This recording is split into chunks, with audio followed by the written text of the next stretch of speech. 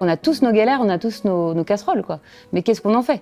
Est-ce que justement, on les amène vers la lumière et qu'est-ce qu'on fait avec ça? C'est exactement ce que je me suis dit à un moment donné quand je suis devenue handicapée. Qu'est-ce que je fais avec cette histoire-là? Et finalement, vous apercevez que soit vous lamentez toute votre vie, soit vous décidez de faire quelque chose de positif et d'essayer de faire avec ce qui reste, en fait. Pour moi, c'était vraiment une seconde chance de trouver vraiment ma place et d'être vraiment celle que j'aurais dû être sur cette terre, quoi. C'est-à-dire que là, ça fait 17 ans que je suis handicapée et je me suis jamais sentie aussi en phase que par rapport à ce que j'aurais dû être, et notamment au niveau de la peinture. C'est une peinture où je pars de l'émotion, donc du coup, c'est une peinture qui suit ma trajectoire de vie. Et autant au départ, elle était expressionniste, assez noire, avec beaucoup de matière, beaucoup de repentir. Autant maintenant, mes peintures sont beaucoup plus joyeuses, mais ça s'est fait vraiment progressivement. J'assume mon anormalité et j'assume une vie qui, je pense, devrait être un peu la vie de tout le monde, c'est-à-dire à un moment donné, sortir du cadre, sortir du raisonnable, aller vers la joie, être avec les gens, rire ensemble, créer ensemble. Voilà, pour moi, ça c'est super important aussi, parce que la vie, elle est là en fait.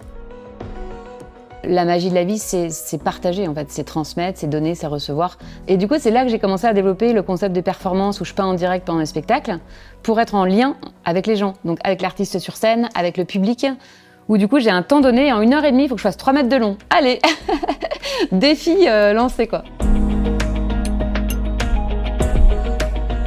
Le lien avec l'autre, c'est ça qui fait la richesse de la vie. Et c'est pour ça que je me suis donné des prétextes en tant que peintre pour aller vers les autres, que ce soit par des performances ou aussi par des ateliers.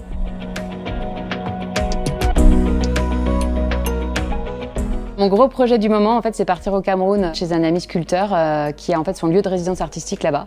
Donc ça s'appelle Le Rocher. Moi, je recherche un peu l'énergie primale. Et en fait, je vais performer pendant 12 jours sur une danseuse camerounaise et un percussionniste camerounais.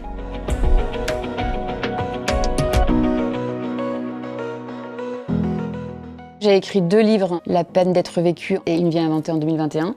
Pour moi, c'est super important de partager, de transmettre. Ça fait partie des côtés essentiels. En fait, c'est aussi pour ça que je fais beaucoup de conférences sur le thème de l'adaptation au changement, de la technologie, de la résilience, du bonheur et tout ça. On a tous une puissance de vie en nous. Et parfois, qu'on ne soupçonne pas, on peut toujours trouver en fait, un truc où il y a la force de vie qui est là, quoi.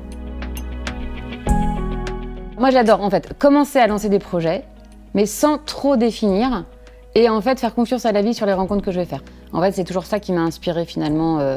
Moi, ça fait 17 ans que je fais que des rencontres magiques, qui alimentent ma peinture, qui m'amènent vers encore des nouveaux projets, et ça fait boule de neige depuis comme ça 17 ans.